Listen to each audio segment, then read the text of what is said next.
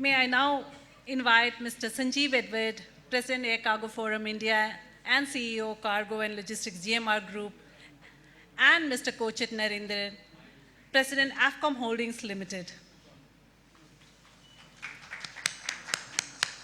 So Mr. Sanjiv Edward is serving as a Chief Executive Officer, Cargo and Logistics GMR Group with effect from April 2023, responsible for handling cargo business for Delhi, Hyderabad, Goa, Bojapuram, and all upcoming airports. In addition to continue to drive cargo and logistics strategic product for the group, he has earlier served as Chief Commercial Officer, Delhi International Airport, leading the aeronautical and aero-related business verticals for IGI Airport, responsible for developing and driving the strategy for these verticals, achieving sustained growth of aeronautical revenues through various streams. Earlier to this role, Sanjeev was heading the cargo business of DIAL, where he was responsible for cargo strategy and development of cargo master plan. Then he was engaged with government regulators, industry for policy formulation at various levels. He has also served as the chairman of the International Air Cargo Association, and he's currently the president of ACFI and serves as the board for Celebi and DAFPIL. So please welcome Mr. Sanjiv Edward. Mr. Kochat Narendran is an accomplished management professional with over 40 years of extensive experience in setting up agency networks and managing integrated logistics supports programs across the world. A proven track record of negotiating and establishing trade agreements and evolving business models in logistics. Commerce graduate from Delhi University with additional certification in advanced and strategic management from INSEAD and Stanford University, conducted at NUS Singapore. Marketing management certification from Warwickshire University and undergone an advanced management course at Administrative Staff College at Hyderabad. Expertise extends to international and domestic trading, sales, marketing, strategy planning, IT, HR, business development, finance, and product development. Has exposure in direct sales, dealer management, and as a profit center head of organizations like DHL, TNT, and Usain Logistics India, managing director of Thomas Cook Cargo Division in logistics arena, has received 3 international awards for business growth and TQ implementation. May I please invite Mr. Kochat Narendran, and with such stalwarts of the industry in one stage, ladies and gentlemen, just imagine the kind of firework you are going to witness. Over to you.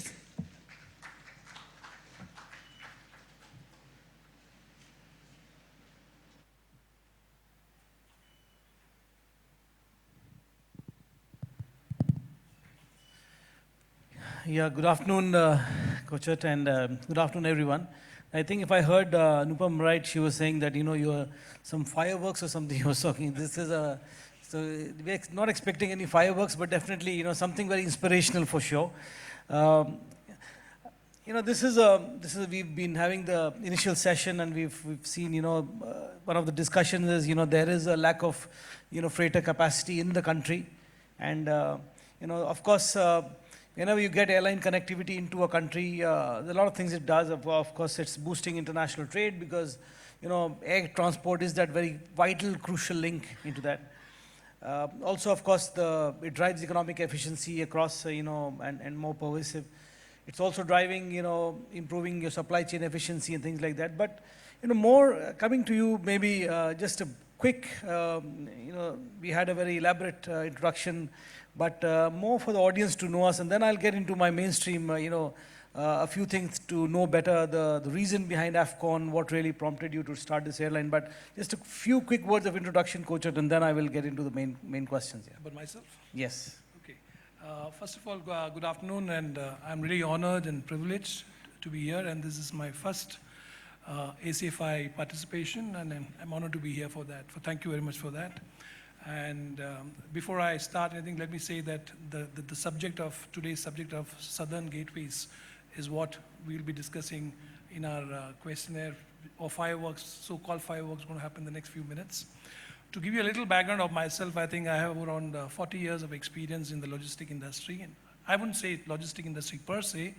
I started my career with Xerox way back in '84 and moved from Xerox after working for 5 years into consumer durable when the color televisions were in the peak. So I was instrumental in launching color TV of a well-renowned brand in India called BPL at that time. And so that's how I got the dealer management exposure and a direct sale from Xerox, which taught me a lot of in terms of selling. I think selling is the key thing which lasted so long, and I think it continues. Predominantly, I got introduced into the logistic field when TNT India came to India, and I was one of the founder members for TNT India, per se settled with headquartered in Bangalore.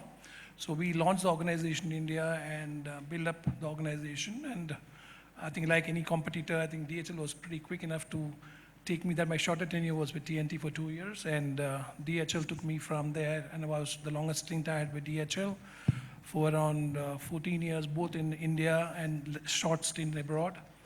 And yeah, so moving after 14 years, I've taken over as a managing director for Thomas Cook in their cargo division. The job was to make sure that I scale up the business and sell the company. So that's a very unique proposition for me to joining the organization to build and get a valuation and sell the company, which we did in 4 years. We sold the company to All Cargo. And after that, I joined Usen Logistic, Contract Logistic, for another reason, which I look back, looked very absurd, because they called it as re-engineering, but it was nothing but to make sure you cut short the people, throw out the people, and make sure that you're re-engineering the company. So that was my job, to handle 150 people who are redundant, how to handle them without any industry issues, so that we have a smooth transition. So that was the challenge with Usen Logistics. And finally, what happened was after that, I wanted to step down from the corporate world. That's when I met the current chairman of AFCOM, who had the intention of setting up an airline 5 years back. And we had a long chat over a lunch, and we started drawing the big picture of what we want to do, how we want to do, and that's how the journey started 5 years back. And finally, we launched last month AFCOM Holdings 737-800 metal, which started flying now. So we have 2 metals, and business goes on. Great. Great, thank you for that introduction. So, when we look at the airline and aviation industry, I mean, it's very turbulent waters. We've seen many airlines come, there's been bloodbath over there. So it's the brave ones who kind of venture into, starting an airline. So, now with your being there, what is it that, your eureka moment, what is it the thought that really came to start a freighter airline? Okay, let me not say a eureka moment. I think when we put on the board in terms of setting up an airline, you'll be surprised. Our initial project was to have an ATF flight, not Boeing. Okay. So we had an ATF flight. We wanted to fly to Colombo and Maldives and come back. That was the initial project. And then comes maybe the wrong reason, wrong cost, but I think that's where all the logistic companies peaked. That's your pandemic. And we quickly moved from ATR to Boeing, changed the whole project, and started working on the Boeing 737-800. So that's the reason I think a lot of airlines flourished during that peak time, and we thought there's an opportunity there, number one. To question what you asked earlier, I think one of the things what I clearly had a discussion with the chairman and said, I believe very strongly from the 40 years of experience is what taught me in the first company, in Xerox, what they said is, you don't look at the market trend, you don't look at what's happening around, you are there for what you want to do. So that continues to be the critical thing. So we didn't go into too much of analysis. We knew the Southeast Asia market is growing. Mm-hmm. So we said we need to get some metal. We need to fill it. We don't look at the competition. Probably we'll create, collaborate, and coexist. Great. So that's the kind of motto we had. Great. So I think you've kind of touched upon it, but just to go a little deeper into the subject of saying, you just decide on what you want to do and just go there and do it, right? So what gap in the air cargo industry were you really trying to fill? I mean, when you stepped in that with putting your own metal, even changing from ATF to 737. So what is it in your understanding, what was the gap you were trying to fill? No, I think we had one advantage that the whole process took us 5 years. But meanwhile, what we did is we did a dip test with taking out a dry lease charters on a long lease period of a year and a half. So we were very clear that we're going to fly into Southeast Asia. That was very clear because we knew that the big brother of Singapore Airlines flying here, but there's nobody else after that who can take a palletized cargo.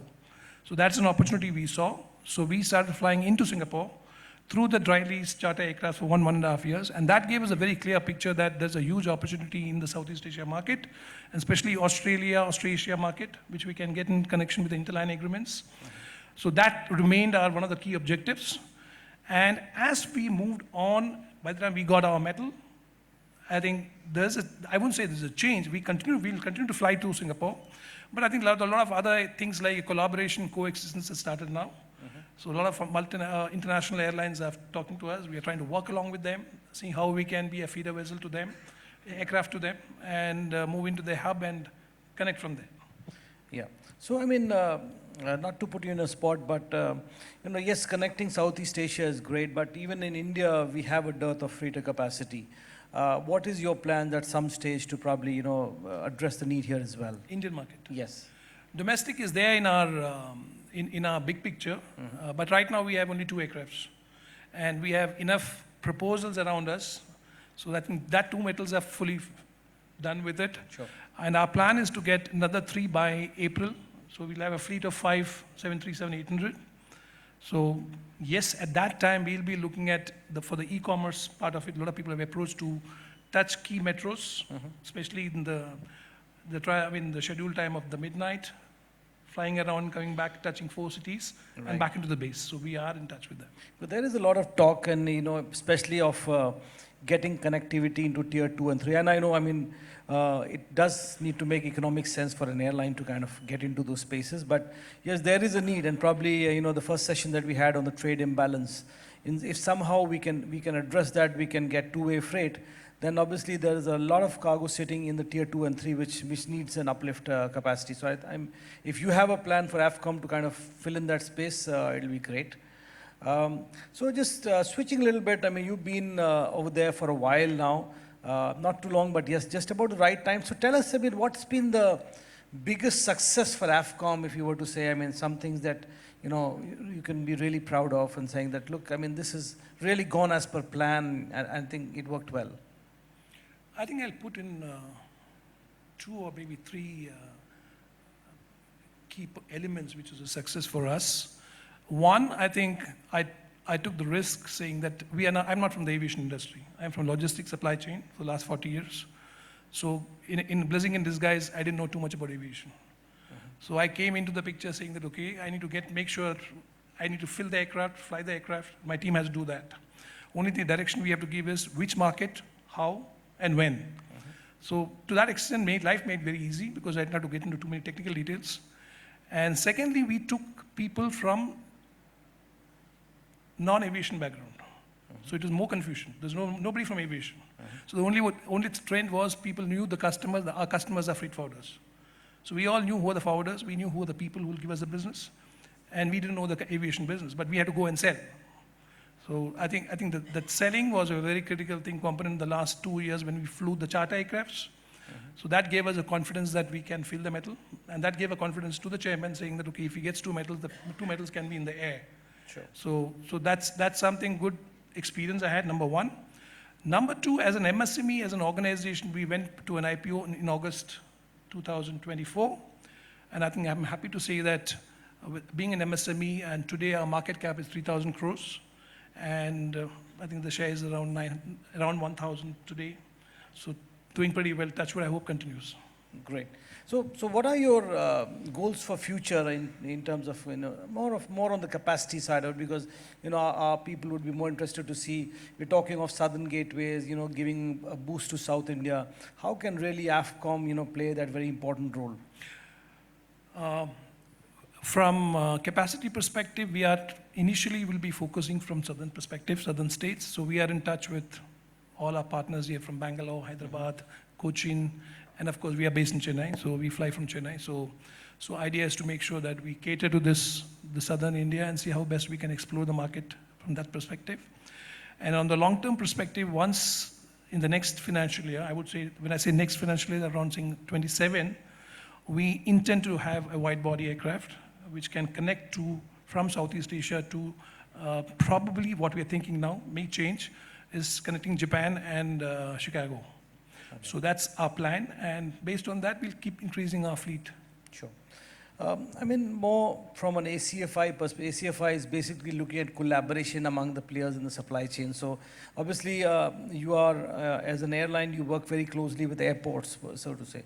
So tell us, like, from a airline-airport collaboration, what, from your perspective, can probably work, what works well, and what can be done better, for the customer to really benefit?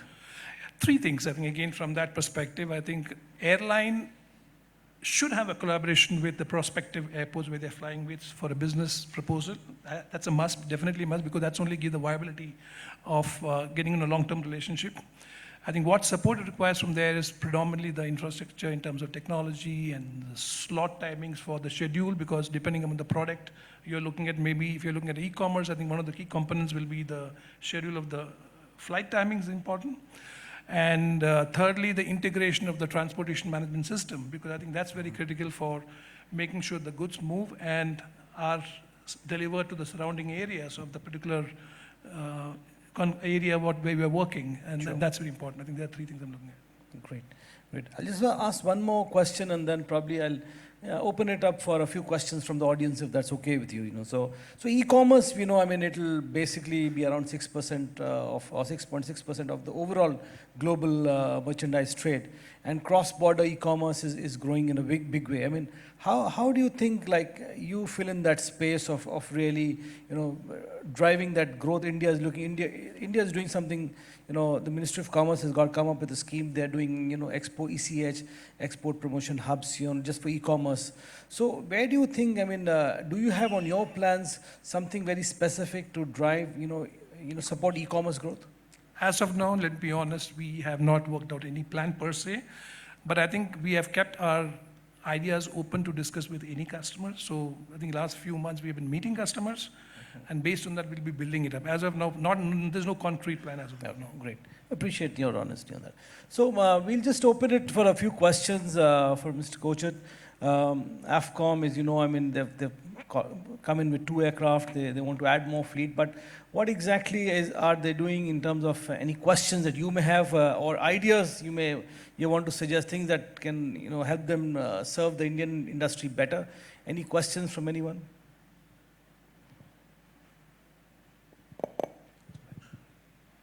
You see, yeah, we see.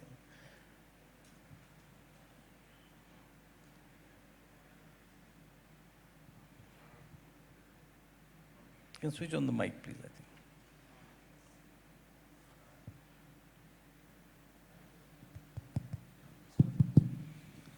Okay, good afternoon, and first of all, congratulations on the launch of the aircrafts and the buying of the aircrafts. What I would want to know is, you said you'll be going in for wide body probably a couple of years down the line, right? So in the narrow body space, which you are flying right now, there is a problem of palletization and how the ULD will be moved, cross-docked on different, when you're having partners moving from Singapore to another place. So the pallet has to be rebuilt, right? Or is it that the smaller ULD itself gets transferred? Okay, there are two ways of looking into it. The customers whom we have signed up now, we are going to have a through palletization from Chennai to the final destination hub. But some places we may have to rebuild the palletization. You're right. Okay, so my question was, once you're bringing in the wide-body aircrafts, wouldn't it be fair to do a domestic leg along with the international legs, where you can move cargo from maybe a smaller one airport to another airport, let's say from maybe Mumbai to Delhi, and then fly into a foreign airport, so that there can be also some cargo which is for international leg, which will move within the domestic circuit? Yeah, it's like more like a bonded cargo which will be taken through the flight, which we have the plan. That's what I said. We might touch in the 4 metros and bring in and fly out of Chennai to the current location what we're doing with the narrow body itself. All right. So wide body definitely will do that. Yeah. So I'm hoping that that starts soon. That's, Thank you. Yeah, absolutely. Yeah. Thank you. Any other questions?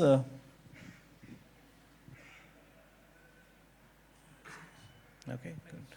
Good. So great. So thank you so much, Coach. It's been great speaking to you. And I think as I see you've nicely summarized the three areas which airline and airports need to work together in terms of the collaboration, the slots, and maybe an IT kind of an integration where the product definitely serves better. And one very interesting perspective you brought that you got non-aviation people.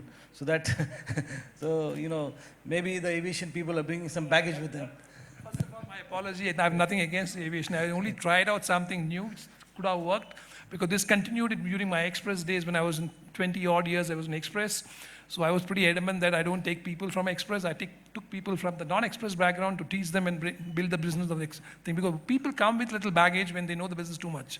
So I think it's always good to have people from different background to improve your business growth. That's all. Nothing else against anybody. Sorry.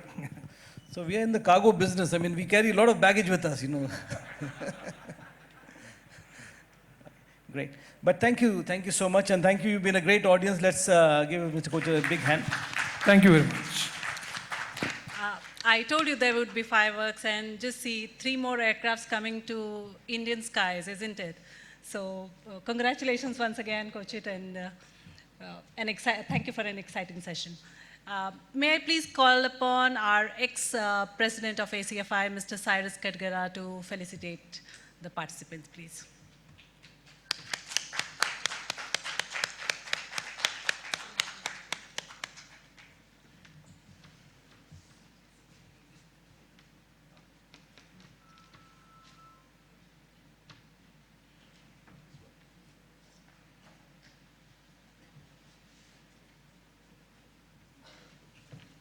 Mr. Kochat Narendran.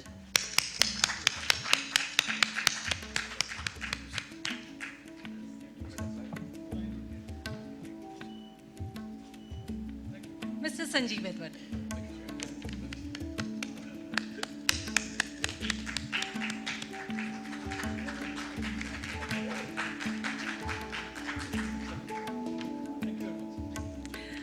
After food for thought, let's go and have actual food. Let's fill ourselves for exciting second half of the day at ACFI. We'll look forward to seeing you again at 2:15. We are running slightly late, so 2:15 after the lunch break, please. Have a nice lunch.